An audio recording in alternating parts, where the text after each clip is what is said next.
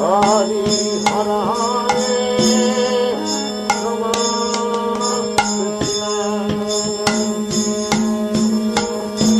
Yadavaya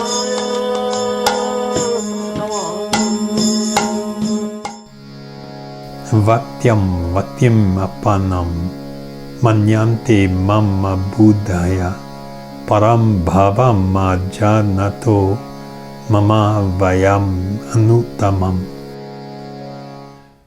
Unintelligent men who know me not think that I have assumed this form and personality. Due to their small knowledge, they do not know my higher nature, which is changeless and supreme. Whenever I read this verse and some of the other verses about the nature of Krishna, I always remember when I was a young brahmachari, a monk living in India about 40 plus years ago. I was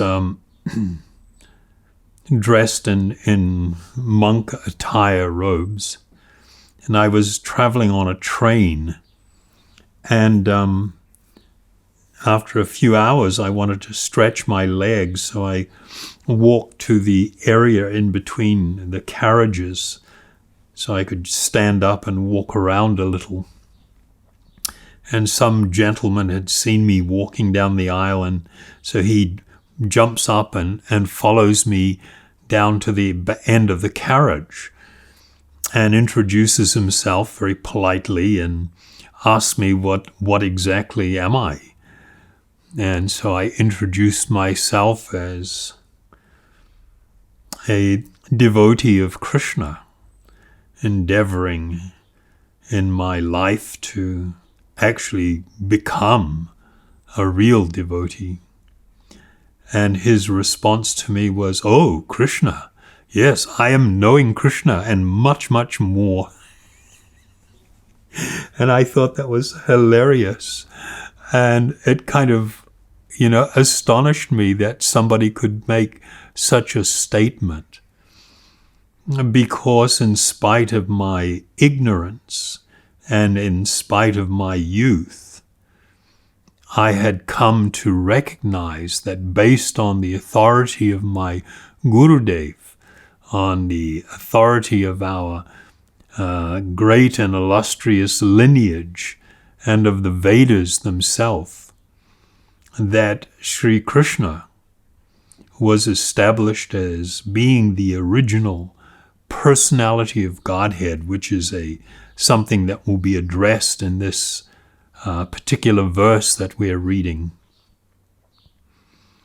And so the idea that somebody could think that they know Krishna and much, much more is a clear indication of their massive state of ignorance, because there is nothing beyond Krishna. And therefore what they think they know about Krishna is very little, or even perhaps nothing. So I've made a few notes here. I have a few notes, and I'll just read some of it.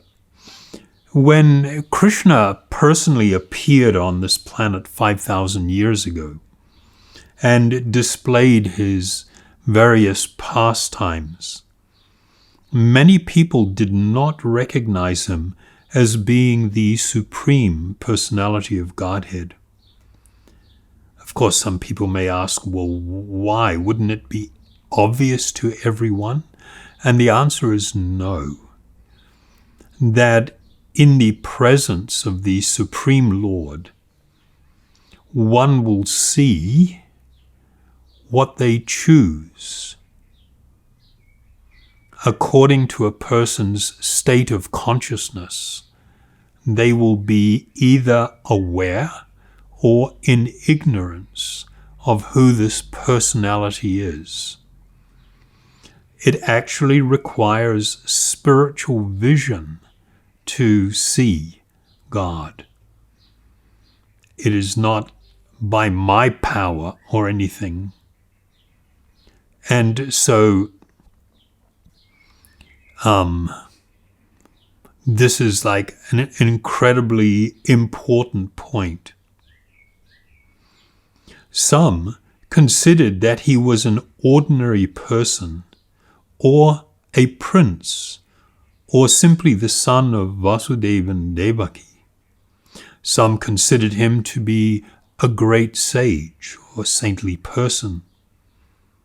In present times, many people think the same thing, but the great Vedic authorities, such as Narada Muni, Asita, Devala, and Vyasa, all proclaim Krishna to be the supreme personality of Godhead. That Lord Sri Krishna is the supreme personality of Godhead is confirmed by all the great acharyas, like Shankaracharya, Ramanuja, Madhva, Nimbaka, Vishnu Swami, etc., Sri Chaitanya Mahaprabhu, and many other authorities of Vedic knowledge who have resided in India since time immemorial. The Lord himself also establishes himself as the supreme personality of Godhead within this Bhagavad Gita. And he is accepted as such in the Brahma Samhita and all of the Puranas, especially the Bhagavat Purana or the Srimad Bhagavatam. There is a statement, Krishnastu Bhagavan Swayam, which points to him being the actual personality of Godhead, the original personality of Godhead. After hearing the Bhagavad Gita, Arjuna himself also declares that Lord Krishna is the supreme personality of Godhead. Therefore, the Bhagavad Gita should really be studied in a spirit of devotion, as it is advised by Arjuna, by Sri Krishna himself. One should not think that they are somehow equal to Krishna, or they should not think that Krishna is an ordinary or a special personality, not even a great personality. Lord Krishna is, in reality, the supreme personality of Godhead. So the reality is that not everyone, of course, as we've mentioned, recognizes Krishna as the supreme Lord, the supreme person. The worshippers of the Devata, or the demigods, they do not recognize him. So you'll see many people in India that take to the worship of other personalities, Brahma, Indra, Shiva, Murugan, Ganesha, etc. They often do not recognize that Krishna is the supreme personality of Godhead. They see him as being on the same level with the lower gods, the demigods, whom they worship. Another reality is even those who make some study of the Vedas may not come to know Krishna in truth. This is confirmed by Lord Brahma himself, the actual creator of this universe in which we are residing.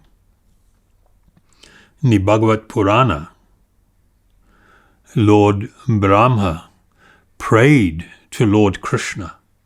He said, "My Lord, If one is favored by even a slight trace of the mercy of your lotus feet, he can understand the greatness of your personality. But those who speculate to understand the Supreme Personality of Godhead are unable to know you, even though they continue to study the Vedas for many years. So the amount of time and effort that one puts into studying, it simply makes one a scholar or scholarly, but it doesn't provide one with an actual understanding or vision of the truth. And it is because of this principle that we've mentioned, many times in the course of this little study that we're doing, that by the ascending process, by my efforts and endeavor, my scholarship, for instance, I cannot come to know the highest truth, for it is greater than me. And the only way I can come to know it, if it is shown to me. And this is confirmed in the Svetasvatara Upanishad, where it states, "Only unto those great souls who have implicit faith in both the Lord and the spiritual master are all the imports of Vedic knowledge automatically revealed." And of course, this faith that has been spoken of here and translated this way is referenced within the actual verse by the term bhakti, that one who has an attitude of both devotion, of faith, of surrender and service. It is only when one is acting in this very pleasing way will the Lord manifest himself in all truths. Otherwise, one cannot possibly come to know these things just by their own scholarship, by their power of their mind. This is also confirmed by Srila Vishwanath Chakravarti Thakur, the great spiritual teacher in our lineage, where he states, in commenting on this verse, "Thus, apart from my devotees," and he's paraphrasing what Krishna is saying, "thus, apart from my devotees, everyone else is foolish regarding knowledge of me." With this intention, he speaks this verse. The unintelligent think that the formless Brahman, beyond the material world, Avatyam, has taken birth as myself in the house of Vasudeva, Vyaktim, with an illusory form. What is visible is just an illusory form.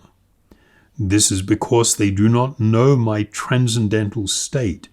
They do not know that my form, birth, activities, and pastimes are beyond Maya. Mam param bhavam. What type of state is this? It is eternal, avyayam, and most excellent, anutamam. So, Srila Vishwanath Chakravarti Thakur is addressing the impersonal philosophy of Advaitavad, the philosophy put forward by Shankaracharya, who say that ultimately there is no reality to form, that spiritual existence is formless, it is without quality, this idea is incorrect. Shankaracharya and his followers put forward the idea that Brahman has manifest as Krishna in a temporary form for the purpose of trying to save others. This will be disproven by Krishna himself in a verse that we will read later on. What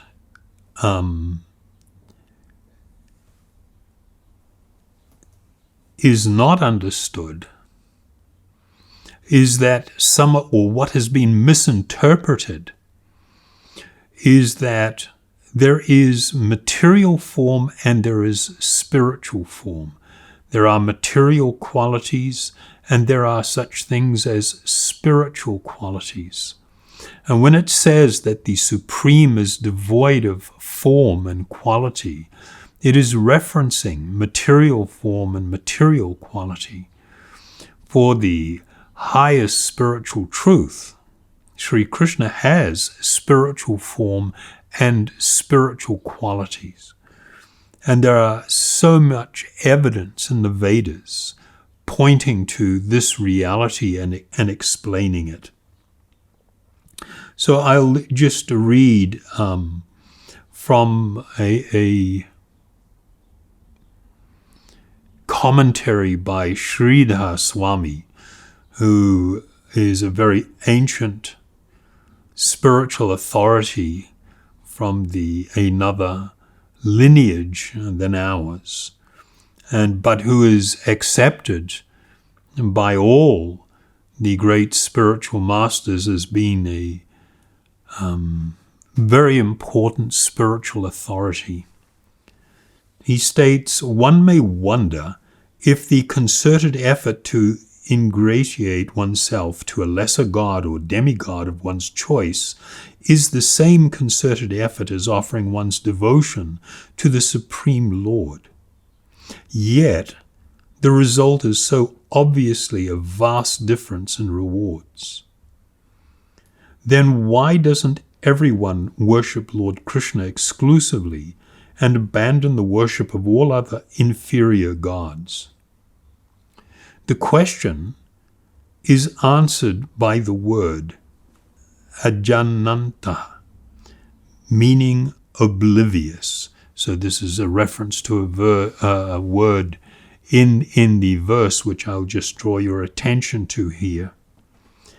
They are unaware of Lord Krishna being totally transcendental to the material existence and beyond the phenomena of this phenomenal creation, and regard his different avatars or incarnations as manifestations of Prakriti, or the material substratum comprising all existence.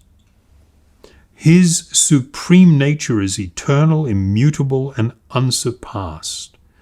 Therefore, those who view the Supreme Lord, whose form is made of pure spiritual energy, and who, by his will, assumes various forms according to schedule for the protection of all the worlds and the devotees, to be the same and equal to the material bodies of demigods, which are acquired and fashioned as a result of reactions from previous activities, is completely in ignorance, and such dull-witted beings are incapable of worshipping the Supreme Lord Krishna or any of his authorized incarnations.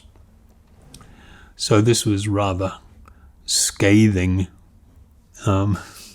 critique by the ancient teacher Sridhar Swami.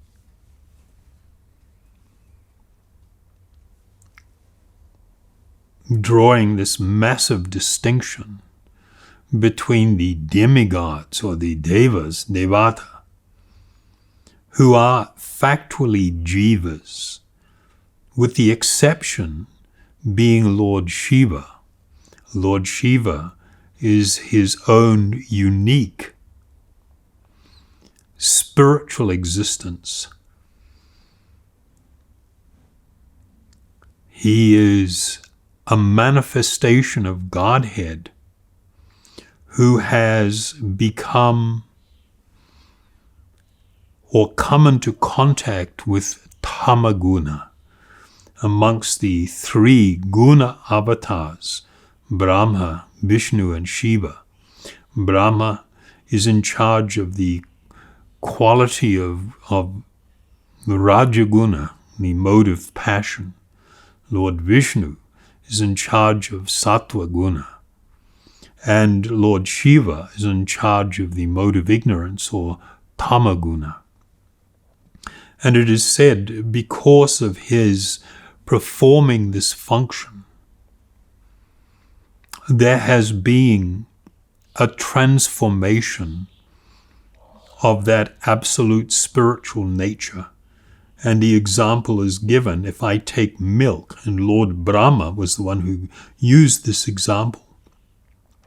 If one takes milk and converts it to yogurt, we know that it is still made of milk and has many of the qualities of milk, but it can never become milk again, whereas milk can still be milk and yogurt as well. So, with the exception of Lord Shiva, all of the demigods, the devas, are jivas, but they have been empowered to perform extraordinary functions for the purpose of managing the affairs of the universe. The bodies that they receive are a product of karma. And if one tries to make a comparison between them and Sri Krishna, one is considered to be very fallen. As we mentioned in the last verse that we studied, the proponents of Advaita Vedanta, this impersonal philosophy, they deny the transcendental nature of Krishna's form or his body. But we have so many references within the Vedas that counter that idea. In a verse just a little prior to the one that we are reading now, Krishna has stated, deluded by the three modes, goodness, passion, and ignorance, the whole world does not know me, who am above the modes and inexhaustible. So this verse describes the transcendental position, and the verse that we're currently reading, which I will just read again for you in a minute or two, clearly indicate the transcendental nature of Krishna's form and how his form is completely non-different than himself. The reality is that the jiva, all spiritual beings, even the supreme spiritual being, have form. This is called swarupa, one's own transcendental nature and form. The idea that form is a material quality is incorrect. It is true that the material energy in this world is impersonal, and it is a single energy which assumes limitless forms. It appears in so many ways. I use the example, and if we look at just on an atomic level, of course, the Vedas deal with a level that's even lower than that, meaning a deeper level. But if we look at on an atomic level, there is only one type of proton, one type of neutron, one type of electron. But when you take those same components and assemble it differently, it can take on what appears to us to be chocolate and desirable and tasty, or exactly the same substance can be transformed into dog feces, which is disgusting and smelly. This is the nature of the material energy. Spiritual energy, spiritual form is not like that. The nature, the eternal nature of spiritual form has to be understood and realized for one to achieve the highest form of self-realization and God realization. And so, just reading this verse that we're studying one more time, unintelligent men who do not know me perfectly think that I, the Supreme Personality of Godhead, Krishna, was impersonal before and have now assumed this personality. Due to their small knowledge, they do not know my higher nature, which is imperishable and supreme. So this is an extremely important point. And if one is to come to actually fully understand and realize the Bhagavad Gita as it actually is, not according to some interpretation, but what is plainly being stated, then this is the conclusion that one will come to. And this is the understanding that one needs in order to come to the highest spiritual experience. Thank you very much. Hare Krishna, Krishna Krishna, Hare Hare, Hare Rama, Rama Rama, Hare Hare.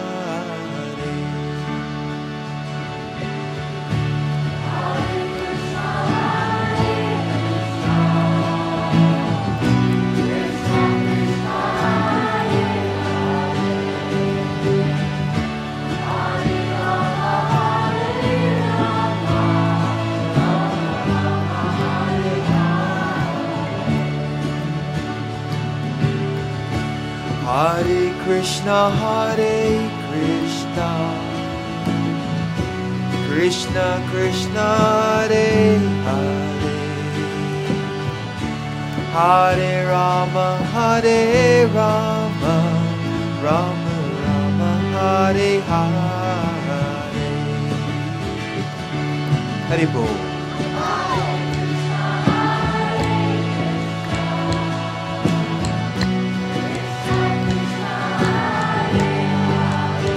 Krishna.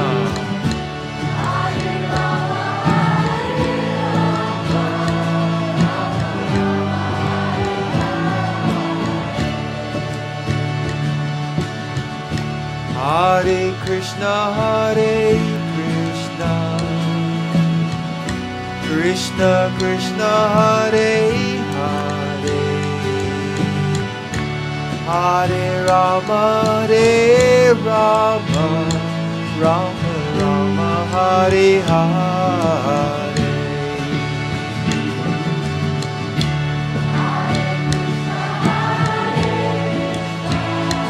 Krishna.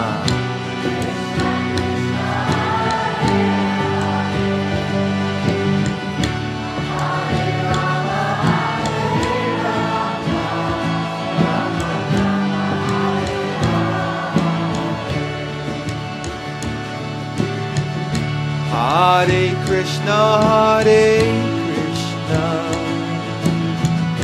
Krishna Krishna, Hare Hare,